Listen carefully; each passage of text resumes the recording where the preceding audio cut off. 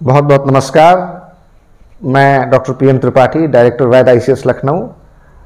Toppers talk to you series में आज मैं आपके साथ अपर्णा के साथ यहाँ मौजूद हूँ। अपर्णा की कहानी दरअसल दो बहनों की कहानी और इनके पिताजी से, इनके चाचा जी से मेरा बहुत पुराना, लगभग आज कहें तो 20 साल का रिश्ता हो चुका है और हम लोग के बड़े आत्मीय पारिवारिक घनिष्ठ संबंध रहे।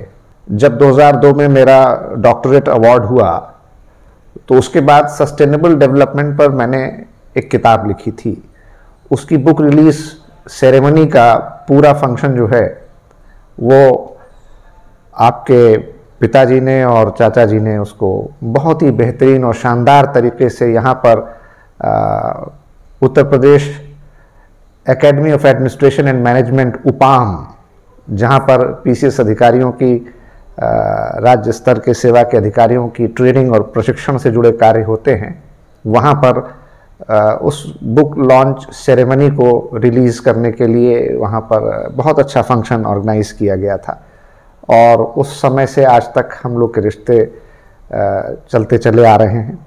सबसे पहले तो बताऊं मैं आपको कि अपर्णा और ऋचा ये दो बहनें हैं जिनमें ऋचा बड़ी हैं और ऋचा पहले यहाँ तैयारी करने आई और जब वो तैयारी करने आई, उसको तैयारी करने का मुख्य मकसद और उद्देश्य था कि वो सिविल सर्विसेज के लिए तैयारी करना चाहती थी और उसने पब्लिक एडमिनिस्ट्रेशन, मेरा जो ऑप्शनल सब्जेक्ट है जो मैं पढ़ाता हूँ, और जनरल स्टडीज़, इसमें तैयारी शुरू किया और तैयारी के दौरान उसने सिविल सर्विसेज के एग्ज़ाम के साथ साथ बाद में जुडिशियल सर्विसेज की तरफ भी उसका इंटरेस्ट बढ़ा और उसने लॉ कंप्लीट करने के बाद पीसीएसजे का एग्ज़ाम दिया और ऋचा यहाँ से तैयारी करने के बाद 2018 के बैच में यूपी में ही जुडिशियल सर्विस में सेलेक्ट हो गई और इस तरीके से राज्य की प्रतिष्ठित न्यायिक सेवा में उसने सम्मानित पद प्राप्त किया।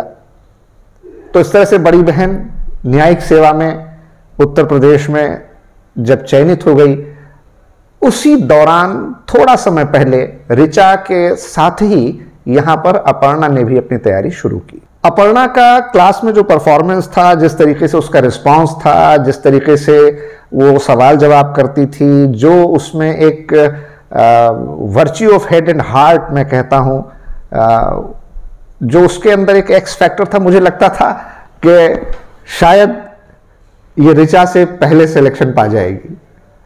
और जब उत्तराखंड कमीशन का, PCS Uttarakhand state service commission का एपीओ का रिजल्ट आया और एपीओ के एग्जाम में पूरे उत्तराखंड स्टेट में अपर्णा ने रैंक 1 हासिल किया, तो ये सिर्फ हम लोग के लिए खुशी और गौरव का ही क्षण नहीं था, बल्कि हम सब के लिए, इस पूरे परिवार के लिए, इस संस्थान के लिए बहुत ही सुखद और गौरवान्वित करने वाला क्षण था। अपर्णा का उसके बाद फिर घराना हुआ, घर पे हम लोगों ने मिठाई खाई और पुरानी यादें ताज़ा की, बातें की। उस दिन मैंने अपर्णा को और इनके पिताजी को बताया कि भाई मुझे तो लगता था कि अपर्णा का सिलेक्शन पहले हो जाएगा और ऋचा भी बहुत मेहनती, बहुत कुशाग्र, बहुत अच्छी लड़की थी, लेकिन थोड़ा सा बुनियादी फ़र्क दोनों के नेचर में मुझे लगा कि वो थोड़ा सा शाई, इंट्रोवर्ट और अपने तक सीमित रहती थी, जबकि अपर्णा बहुत आउटगोइंग और क्लास के हर क्वेश्चन आंसर सेशंस में, दूसरी एक्टिविटीज़ में पार्टिसिपेट करना और बल्कि एक बार गोल्ड मेडल जीता जो हम लोग के यहाँ टेस्ट सीरीज़ और क्विज प्रोग्राम हुआ उसमें। और इस बार मैं दावे के साथ कह सकता हूँ कि अभी इस साल जो यूपी पीसीएसजे का एग्ज़ाम जुडिशियल सर्विसेज का इस साल हुआ है, उसमें अपर्णा ने जो प्रीलिम्स का एग्ज़ाम दिया है उसके बेसिस पर 101% इसका सिलेक्शन अब यूपी जुडिशियल सर्विसेज में भी हो जाएगा इस साल। और इस तरीके से ये एक ऐसा अनोखा परिवार होगा जिसमें दो बहनें एक साथ राज्य की न्यायिक सेवा में होंगी और ये कितना बड़ा माता पिता के लिए, परिवार के लिए गर्व और आनंद का विषय होगा कि उनकी दोनों बेटियां उत्तर प्रदेश न्यायिक सेवा में हैं। मुझे उम्मीद है कि अगला वीडियो जब मैं आपके साथ करूंगा तो जुडिशियल सर्विसेज उत्तर प्रदेश का फाइनल रिजल्ट आने के बाद अपर्णा को फिर मैं एक बार बुलाऊंगा और हम लोग एक बार फिर से उस पर बात करेंगे। लेकिन आज मैं चाहता हूं कि अपर्णा की कहानी, अपर्णा की जुबानी, कैसे एपीओ की उसने तैयारी किया और कैसे उसने रैंक 1 हासिल किया। क्योंकि देखिए एग्जामिनेशन में कामयाबी तो सबको जो मेहनत करते हैं देर सवेर मिलती है, जो लगन से जुटे रहते हैं, मेहनत करते रहते हैं। यह भी होता है कि कभी प्रीलिम्स मेंस क्वालिफाई कर रहे हैं लेकिन फाइनल सिलेक्शन नहीं हो रहा है, लेकिन अपना हिम्मत और हौसला बरकरार रखते हैं। अपर्णा के साथ भी यही हुआ, ऋचा के साथ भी यही हुआ और हमारे तमाम जो स्टूडेंट्स जो आज फाइनली सिलेक्टेड हैं उनके साथ भी ये होता है। तो अगर आप तैयारी कर रहे हैं, जहां भी आप इस वीडियो को देख रहे हैं, मैं आपसे ये कहना चाहूंगा कि आपको निराश और हताश होने की जरूरत नहीं है। अगर आप प्रीलिम्स मेंस क्वालिफाई कर रहे हैं लेकिन फिर आपका फाइनल सिलेक्शन नहीं हो रहा है, ये एक जो कंपटीशन का प्रोसेस होता है उसमें बहुत ही स्वाभाविक सी प्रक्रिया होती है। किसी को थोड़ी कामयाबी जल्दी मिल जाती है, किसी को थोड़ी सी देर में मिलती है, लेकिन अगर आप मेहनत और सच्चाई के साथ, ईमानदारी के साथ, लगन के साथ कोशिश करते रहते हैं, हिम्मत नहीं हारते हैं, अपना हौसला बनाए रखते हैं, तो एक न एक दिन आपको कामयाबी जरूर मिलती है। तो मैं चाहता हूं कि मैं अपर्णा से कुछ सवाल जवाब करूं और आप अपर्णा को अपना रोल मॉडल और अपना एक साथ में ऐसा कैंडिडेट जिसने अभी अभी तैयारी करके पूरे उत्तराखंड में एपीओ के एग्जाम में रैंक 1 हासिल किया है, रैंक 1, जो कि बहुत प्रेस्टिजियस है, बहुत ही गर्व की बात है। तो अपर्णा, तुम कुछ अपनी तैयारी के बारे में मुझे बताओ। सर पहले तो थैंक यू सो मच इतने आशीर्वाद देने के लिए और हमेशा साथ रहने के लिए, थैंक यू। Yes sir. तो अपर्णा, तुमने अपने जुडिशियल सर्विसेज या एपीओ या कंपटीशन की तैयारी करने के लिए कब से सोचा? सर जब मैं 11th क्लास में थी, मैं तब से मुझे था कि मुझे जुडिशियल सर्विसेज में जाना है। अच्छा, 11th क्लास से? Yes sir, yes sir. I used to write justice Aparna Awasthi क्या बात है, प्लेसेस। तो मेरे पापा ने भी वही देखा। पहले मेरे घर में अच्छा नहीं माना जाता था लड़कियों को एलएलबी करवाना। तो पापा को थोड़ी बातें भी सुननी पड़ी कि लड़कियों को एलएलबी क्यों करवा रहे हो ऐसे करके। लेकिन ये था कि पापा वेरी सपोर्टिव। हम लोग का जो सोशल स्ट्रक्चर है उसमें वकालत के पेशे में लड़कियां अभी भी बहुत कम जाती हैं और ज़्यादातर ये माना जाता है कि कचहरी का काम, मुकदमे का काम और ये थोड़ा सा लड़कियों के लिए सूटेबल नहीं है। हालांकि ये ग्लास सीलिंग अब टूट रही है। ये से काफी हद तक। और मैंने तो ये देखा कि इस बार का ही रिजल्ट नहीं, लगातार पिछले कई सारे रिजल्ट्स में, यस सर, और वो चाहे जुडिशियल सर्विसेज हो चाहे सिविल सर्विसेज हो, आपको टॉप 10 में आपको एक मेजॉरिटी स्टूडेंट गर्ल स्टूडेंट्स की मिल जाएगी।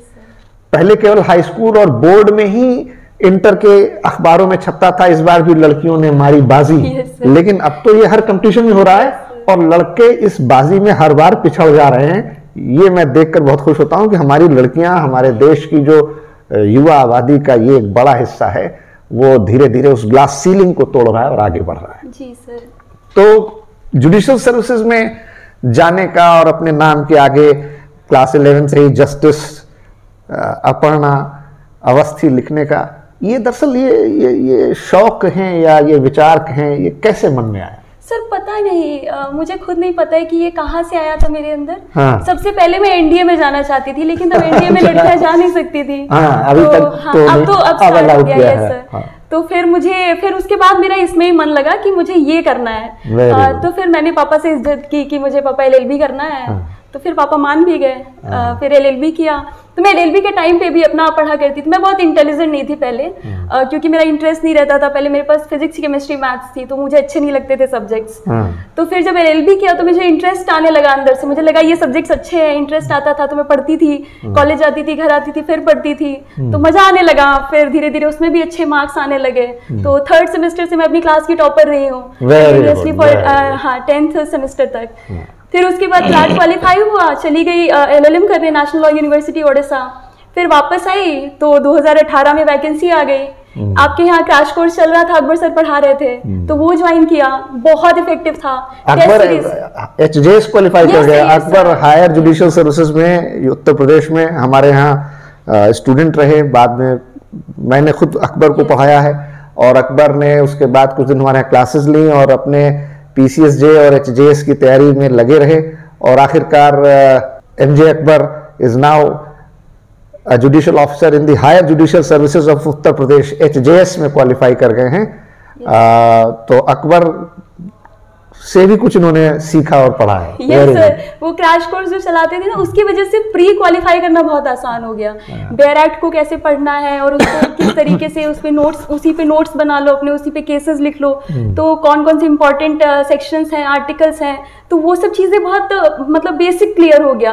तो प्री को लेकर जो अंदर से डर था, वो टेस्ट सीरीज होती थी आपके यहाँ, टेस्ट सीरीज और जो अकबर सर ने पढ़ाया, आप भी क्लासेस लेते थे हम लोगों की एक्स्ट्रा क्लासेस, तो वो सब ने बहुत इफेक्ट किया, फिर इफेक्टिव था। फिर उसके बाद प्री क्वालिफाई हो गया, मेंस दिया, मेंस की भी टेस्ट सीरीज वगैरह थी, लेकिन नहीं मतलब मेंस तो क्वालिफाई हुआ लेकिन कम नंबर मिले तो इंटरव्यू में बाहर हो गई बाद में मैं। फिर उसके बाद मैंने बिहार जुडिशियल सर्विसेज का मेंस दिया, वहाँ भी नहीं हुआ। फिर उसके बाद MP जुडिशियल सर्विसेज का मेंस दिया, उसमें भी नहीं हुआ। तो ये मेरी पिछले 4 साल की जर्नी है। तो धीरे धीरे कोई एग्जाम आता था मैं देती थी। फिर उसके बाद बिहार APO का मेंस अभी मैंने दिया था रिसेंटली। उत्तराखंड APO भी उसी वक्त आ गया। तो उस वक्त मेरा ये चल रहा था कि जहाँ फॉर्म आए, क्योंकि यूपी में वैकेंसी आ नहीं रही थी, तो मुझे था कि कहीं भी आए चलो दे देते हैं। तो ऐसे करके मैं हर स्टेट दे रही थी। तो राजस्थान भी दिया मैंने, दिल्ली दिया, हरियाणा दिया, तो कोई स्टेट छूटा नहीं जो भी हिंदी स्पीकिंग स्टेट्स थे। तो सब जगह जाती थी, कुछ जगह प्री क्वालिफाई नहीं हुआ, कुछ जगह मींस क्वालिफाई नहीं हुआ। तो ये अभी उत्तराखंड APO, तो वही उसी प्रोसेस में उत्तराखंड APO के लिए भी मैं पढ़ रही थी, मुझे तैयारी करनी थी। एक तो उत्तराखंड बहुत प्यारा स्टेट है, तो हमेशा से ये था कि अगर यहाँ हो जाता है तो मतलब लाइफ सेटल हो जाएगी, फिर कुछ और सोचने की जरूरत नहीं है। तो उत्तराखंड को लेकर कि उसी बीच में मेरा आई थिंक हरियाणा का एग्जाम लगा था नवंबर में ही 2021 में, और हरियाणा के बाद ये लगा था उत्तराखंड APO का, उसके बाद में राजस्थान। तो मेरा पूरा फोकस उत्तराखंड के ऊपर था, भले ये मतलब वो जुडिशियल सर्विसेज के थे, ये APO का था, लेकिन मुझे ये था कि मुझे उत्तराखंड देना है, ये निकालना है। तो फिर उसका मैंने दिया, रिजल्ट आया बाद में, उसमें हो भी गया, प्री क्वालिफाई हुआ। फिर मेंस की उसी बीच में मेरा MP और बिहार का रिजल्ट आया, तो बहुत डिमोरलाइज हो गई, मुझे लगा कि बेकार है, मुझे शायद लिखना नहीं आता, इसीलिए मुझे नहीं मिल रहा है, मतलब मेरा सिलेक्शन नहीं हो रहा, कहीं भी नंबर कम मिल रहे हैं, तो बहुत डिमोटिवेट हुई। फिर उसके बाद लेकिन फिर ये है कि आप गिरते हो उठते हो, यही प्रोसेस होता है जब आप कॉम्पिटिटिव एग्जाम्स की तैयारी में जाते हो, तो इसके अलावा कोई आपके पास ऑप्शन नहीं होता। तो फिर मैं आंसर राइटिंग करना शुरू की। तो मेंस के लिए आंसर राइटिंग बहुत ज़रूरी है और क्रिटिसिज्म इज़ वेरी इंपॉर्टेंट। तो फिर आंसर राइटिंग किया, फिर मेंस दिया, उसका क्वालिफाई हुआ। तो मैं रोने लगी उसके बाद में, क्योंकि मुझे यकीन नहीं था कि क्वालिफाई हो जाए, क्योंकि काफ़ी टाइम बाद कोई मेंस क्वालिफाई हुआ था मेरा। तो मेंस क्वालिफाई हुआ, फिर उसके बाद इंटरव्यू देने गई। तो इंटरव्यू अभी था हमारा जनवरी में, 12 जनवरी को। तो फिर जब उसका अभी रिजल्ट आया 17 फरवरी को, तो मतलब मैं थोड़ी सेंसिटिव हूँ, तो रोने लगी, रोती रही। मुझे लगा कि मुझे यकीन ही नहीं हो रहा था। और वो भी मैं तो चेक कर रही थी, जनरली आदत पड़ गई थी कि मेरा कहीं भी नाम नहीं होता था। तो मैं स्क्रॉल करने ही जा रही थी उसको, तब तक मेरी नज़र पड़ी कि अरे ये तो फर्स्ट वाले पे अपर्णा अवस्थी लिखा हुआ है, ये मेरा ही है या किसी और का है। फिर मैंने रोल नंबर मैच किया, तो रोल नंबर मिल गया उसमें। फिर भी मुझे यकीन नहीं हो रहा था जब तक मुझे मेल नहीं आया 3-4 दिन बाद। Too good to be true। हाँ, too good to be true। तो मुझे लग ही नहीं रहा था कि ये मेरा है कि नहीं। फिर मुझे ये लग रहा था कि कहीं ऐसा ना, सब लोग ऐसे तारीफें मतलब वो बधाइयाँ दे रहे हैं, लेकिन कहीं ऐसा ना हो मुझे बाद में वो वापस लेना पड़े कि नहीं ये मेरा नाम नहीं था, सॉरी बोलना पड़े। तो लेकिन फिर जब मेल आया, ऑफिशियल मेल आया, तब फिर मुझे लगा कि अच्छा ये मेरा ही है। तो उस दिन ये डाउट खत्म हुआ। अच्छा अपर्णा, तुमने बताया कि APO में रैंक 1 हासिल किया। जी। और जो इस बार तुमने UPPCS का जुडिशियल सर्विसेज का एग्जाम दिया प्रीलिम्स में, उस दिन जो कट ऑफ पे बात हुई, मुझे पूरा यकीन है कि इस साल तुम्हारा यूपी में जुडिशियल सर्विसेज में भी होगा। वैसे भी APO officer of the court तो होता ही है, तो you are already officer of the court. तो इंटरव्यू में, APO के इंटरव्यू में क्या क्या सवाल पूछे गए, और PCSJ के इंटरव्यू में और APO के इंटरव्यू में तुमने क्या फर्क महसूस किया? सर या तो हो सकता है कि 2 स्टेट्स का डिफरेंस था ये, हालांकि पैटर्न एक ही रहता है, मतलब वहाँ पर आपको कोई अपनी इन्फॉर्मेशन नहीं डिस्क्लोज करनी होती है, चाहे वो यूपी का हो या फिर उत्तराखंड का, सेम पैटर्न रहता है। लेकिन मुझे ऐसा लगा कि शायद जुडिशियल सर्विसेज का इंटरव्यू ज़्यादा इजी था उसके कंपैरिजन में। यहाँ पर तो आई थिंक 20-25 मिनट में हो गया था, जब यूपी का मैंने इंटरव्यू दिया था तो 20-25 मिनट लगा था और इट वाज लाइक ठीक था, अच्छा था, मतलब पैनलिस्ट काफ़ी सपोर्टिव थे, दे वर गुड। हालांकि वहाँ भी पैनलिस्ट अच्छे थे, लेकिन वहाँ आई थिंक 40 मिनट से ज़्यादा मेरा इंटरव्यू चला है, और उस 40 minutes, yes sir, more than 40 minutes, और उस 40 मिनट्स में 40 से ज़्यादा क्वेश्चंस थे। एक मैम थी, वो हेड कर रही थी पैनल को, और बाकी 3 प्रोफेसर्स थे आई गेस। तो हर एक व्यक्ति, हर एक पैनलिस्ट ने मुझसे नहीं कुछ तो 15-15 क्वेश्चंस पूछे होंगे, और 6-6, 7-7 तो प्रॉब्लम बेस्ड क्वेश्चंस पूछे होंगे सबने। तो बहुत इंटिमिडेट हो गई थी मैं बीच में। पहले तो उन्होंने उत्तराखंड पहले तो कंफर्टेबल किया, मतलब दे वर नाइस, तो पहले कंफर्टेबल फील कराया कि आप जब कंफर्टेबल हो जाइए फिर हमें बताइए, और फिर मैं हो गई। तभी फिर थोड़े से कैजुअल क्वेश्चंस पूछे कि हॉबीज़ क्या है, नाश्ता किया कि नहीं। उसके बाद में जब उन्होंने क्वेश्चंस पूछना शुरू किया, पूछा क्या क्या पढ़ के आई हैं आप, तो मैंने बताया उत्तराखंड पढ़ा है, उत्तराखंड के बारे में मैंने, और आपके जो कॉन्स्टिट्यूशन, IPC, CRPC, एविडेंस, ये सब सब्जेक्ट्स पढ़ के आई हूँ। तो फिर उन्होंने उत्तराखंड का स्पेशल पूछना शुरू किया, और वो इतना अंदर से था, इतना डेप्थ में था कि मुझे नहीं आ रहा था। तो पहला क्वेश्चन, कोई बुक पूछी उन्होंने, मैं गंगा का समथिंग कुछ ऐसी बुक थी, मुझे याद नहीं आ रहा है, तो मुझे नहीं पता थी, तो मैंने मना कर दिया, मैम ने पूछा था ये। फिर उसके बाद उन्होंने पूछा कि अच्छा पंचप्रयाग के बारे में तो सुना होगा, तो मैं उत्तराखंड स्पेशल पढ़ के गई थी, लेकिन बेसिक। तो मुझे लगा ये तो मुझे आता है, मैं अभी बताऊंगी, मुझसे पूछेंगे। लेकिन फिर उसके बाद कह रहे अच्छा तो पंचप्रयाग तो सुना ही होगा आपने, तो बताइए देवप्रयाग में जब भागीरथी और अलकनंदा मिलती है तो उन्हें गंगा ही क्यों कहते हैं। तो मुझे मतलब इसका आंसर नहीं पता था कि गंगा ही नाम क्यों है, मतलब भागीरथी अलकनंदा अगर होता तो समझ में आता कि ठीक है एक बड़ी है इसलिए।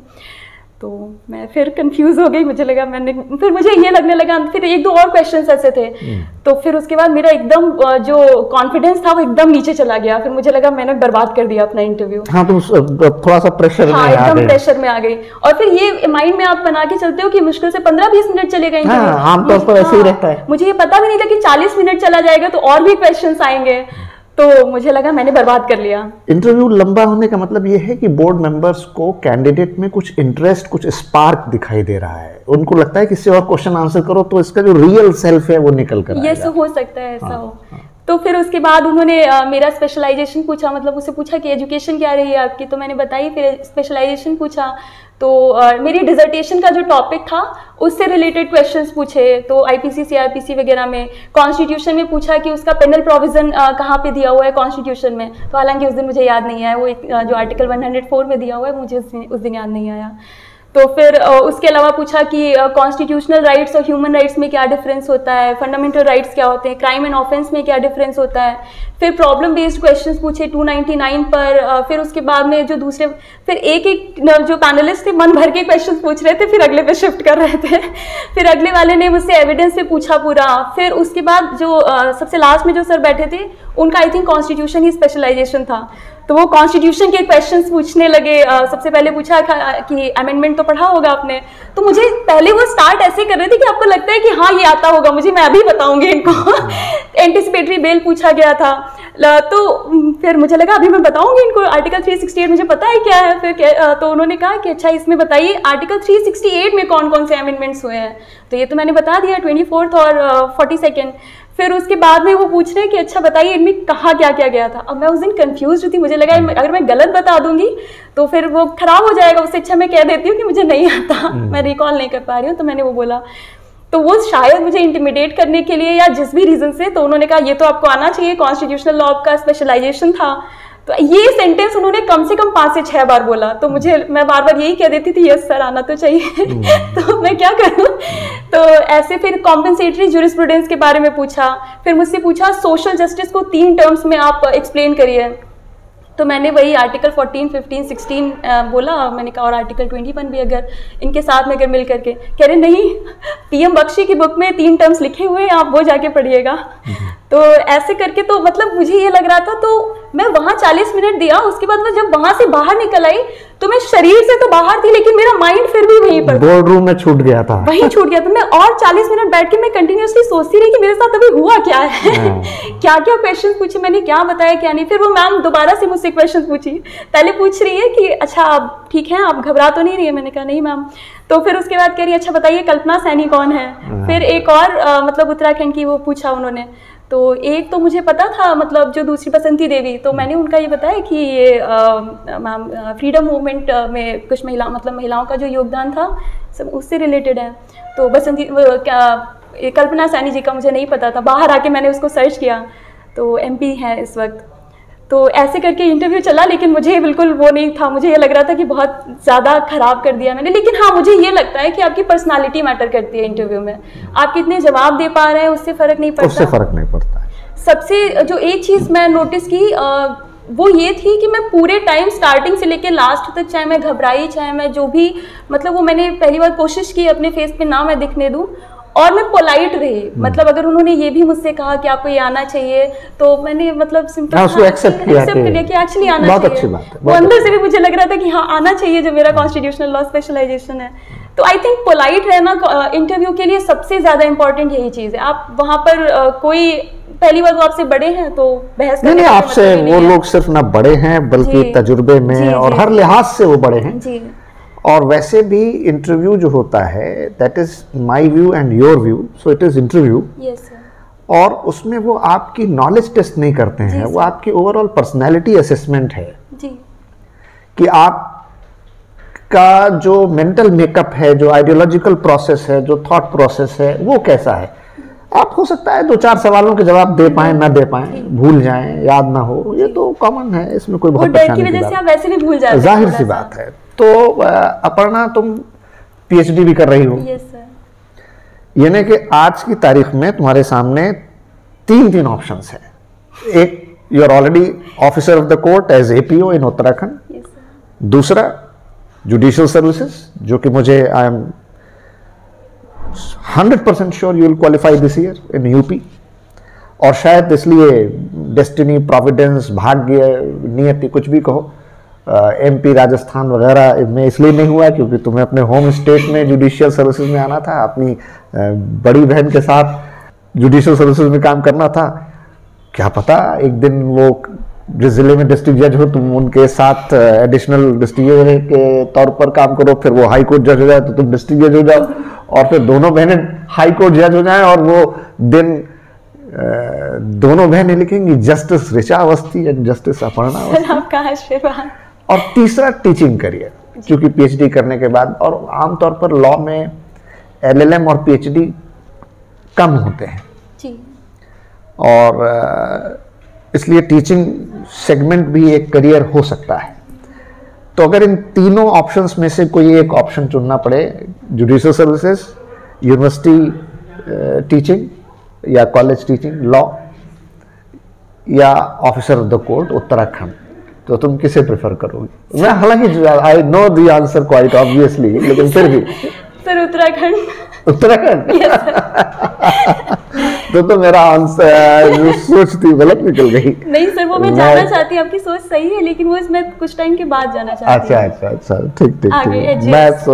मैं यही सोच रहा था कि तुम जुडिशियल सर्विसेज कोई प्रेफर करोगी, कोई भी करेगा। Yes sir. अच्छा, ठीक बात है। अब अपर्णा, तुमने चूंकि PCS जुडिशियल सर्विसेज का भी इंटरव्यू दिया, APO का भी इंटरव्यू दिया और उसमें रैंक 1 हासिल किया, क्या कभी साथ में सिविल सर्विसेज एग्जीक्यूटिव की भी तैयारी करने का ख्याल आया मन में? सर आया ख्याल, लेकिन प्रॉब्लम ये हो जाती थी कि UP की वैकेंसी आ नहीं रही थी, तो ये लगा कि चलो UPSC की तैयारी करते हैं जब इधर नहीं हुआ। लेकिन तब तक पता ये चलता था कि मेरा कोई और एग्जाम लग गया, तो इस चक्कर में मैं कभी क्लियर ही नहीं हो पाई, क्योंकि UPSC की तैयारी के लिए आपको एटलीस्ट 1 साल चाहिए प्रॉपर, सिर्फ उसी को देना। मतलब तब आप ये नहीं कर सकते कि आप अभी इसका प्री लगाए, इसका मेंस लगाए, वो भी दे के चले आओ और साथ में UPSC की तैयारी कर लो, तो वो आप नहीं कर सकते। तो मुझे ये था, बट प्रॉब्लम ये होती थी कि कभी इस स्टेट का आ गया, कभी उस स्टेट का आ गया, प्री क्वालिफाई हो गया तो मेंस देना ही देना है, तो फिर उसमें लग जाते थे। तो पिछले 2 साल तो कोविड की वजह से खराब ही हो गए, उसके अलावा जो टाइम था उसमें ऐसे चला गया। तो अब फाइनली अब एक जॉब आई हैव, अब मैं सोच रही हूँ कि क्या करूँ आगे। चलो, बहुत बहुत अच्छी बात है, बहुत बहुत बधाइयाँ।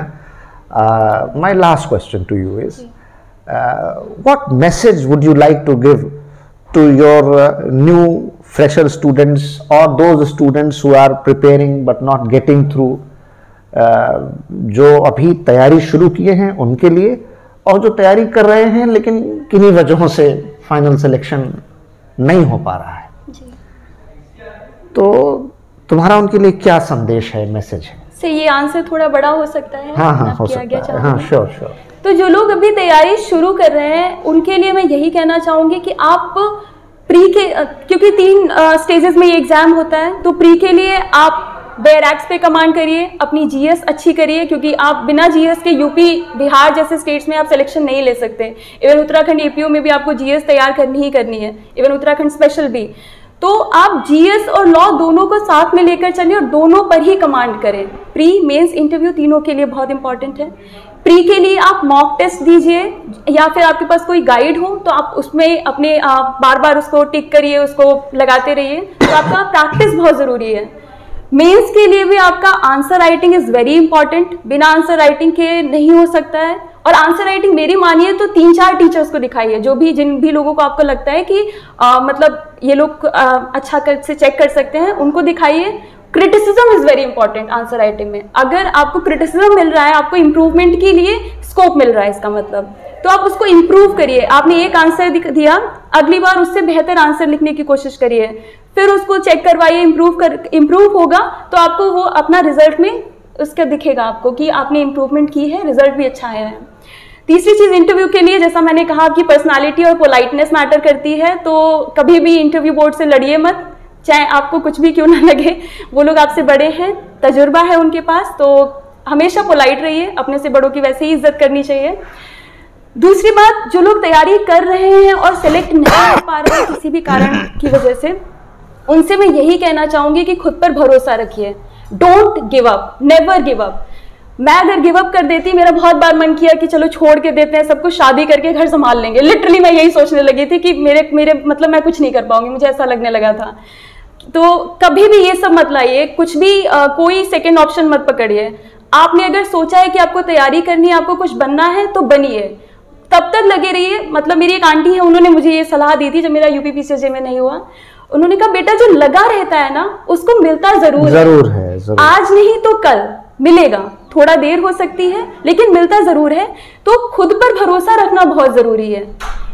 आपको अपने ऊपर यह विश्वास होना चाहिए कि हाँ आप मेहनत कर रहे हैं और आप इसमें सक्सेसफुल भी होंगे। ये बहुत जरूरी है, बहुत जरूरी। क्योंकि अगर आप खुद पे ही भरोसा खो देंगे तो फिर कोई इस दुनिया की कोई बाहरी ताकत आपको वो भरोसा नहीं। जब आपका खुद पर भरोसा नहीं रह गया तो दूसरे या बाहर के लोगों का भरोसा कैसे कायम होगा जी। और इसलिए स्वामी विवेकानंद ने कहा था ना, उठो जागो और तब तक कर्म करते रहो जब तक अपने लक्ष्य को प्राप्त न कर लो। Wake, rise and stop not till you achieve your aim or target or objective of life. So with these lines I conclude this very interactive session with Aparna। और बहुत अच्छा लगा अपर्णा से बात करके। मुझे लगता है आप लोगों ने भी बहुत कुछ सीखा होगा। और मैं अपर्णा को अब अपनी बहुत सारी बधाइयाँ और शुभकामनाएं देता हूँ और ईश्वर से प्रार्थना और ये आशीर्वाद भी कि इस वर्ष यूपी जुडिशियल सर्विसेज में भी तुम टॉप करो और judicial services rank number 1 in UP.